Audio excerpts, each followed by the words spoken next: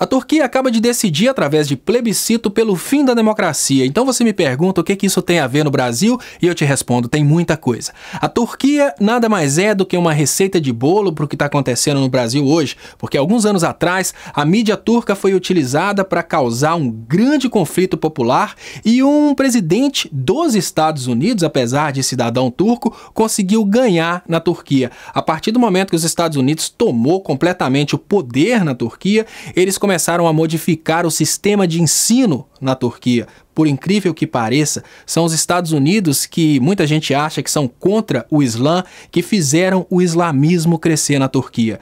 Eles espalharam para a população a ideia de que as escolas ora existentes eram doutrinadoras e criaram na cabeça da população a ideia de que eles tinham que trocar de escola, tinham que tirar as crianças das escolas regulares que ensinavam história, filosofia, enfim, as matérias que a gente bem conhece no Brasil, e passaram as crianças para escolas religiosas. Afinal de contas, naquele momento surgiu na Turquia a ideia da proteção da família e dos bons costumes. Sim, a mesma retórica que acontece no Brasil hoje, afinal de contas, nada que está acontecendo no Brasil hoje é novo. Eles estão usando a mesma receita de bolo.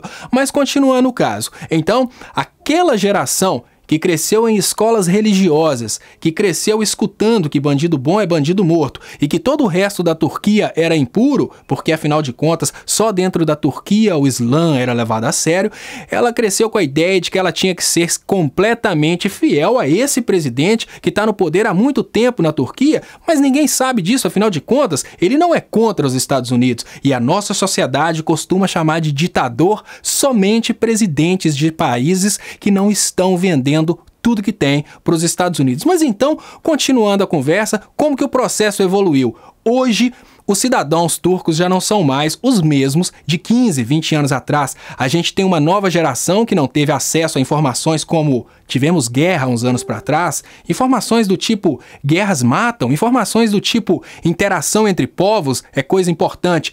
E aquela nova fatia da população turca que acha que bandido bom é bandido morto e que preocupa-se somente com a proteção da família e dos bons costumes, é hoje completamente fanática e vê naquele presidente a imagem de um Deus soberano, representante de Maomé, e votaram pelo fim do sistema democrático. Agora, o presidente turco tem o poder de criar leis e aprovar leis sem a resposta popular através do parlamento. Hoje, a gente tem um exemplo de puro autoritarismo ditatorial na Turquia.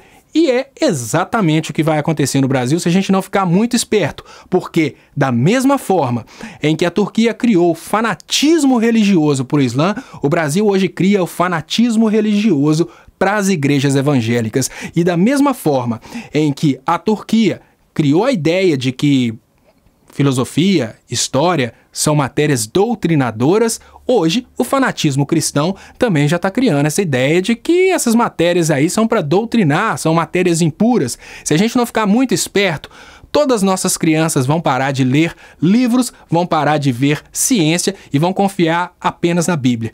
E daqui uns 15 anos a gente vai ter um determinado presidente evangélico, com certeza enviado pelos Estados Unidos, para lançar um plebiscito popular dando para ele poderes ditatoriais.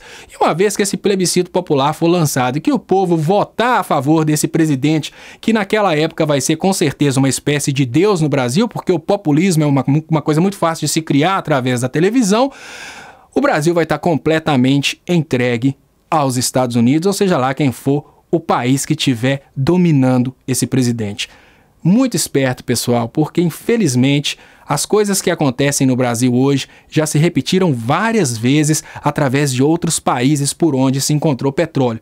Todos os países cheios de riqueza sofrem os mesmos problemas e o maior problema que a gente tem hoje é uma juventude que não quer enxergar coisas que estão a um palmo na frente. A internet está aí para contar história, a internet está aí para explicar tudo o que aconteceu, mas infelizmente nossas crianças e nossos jovens, eles preferem confiar em líderes sensacionalistas.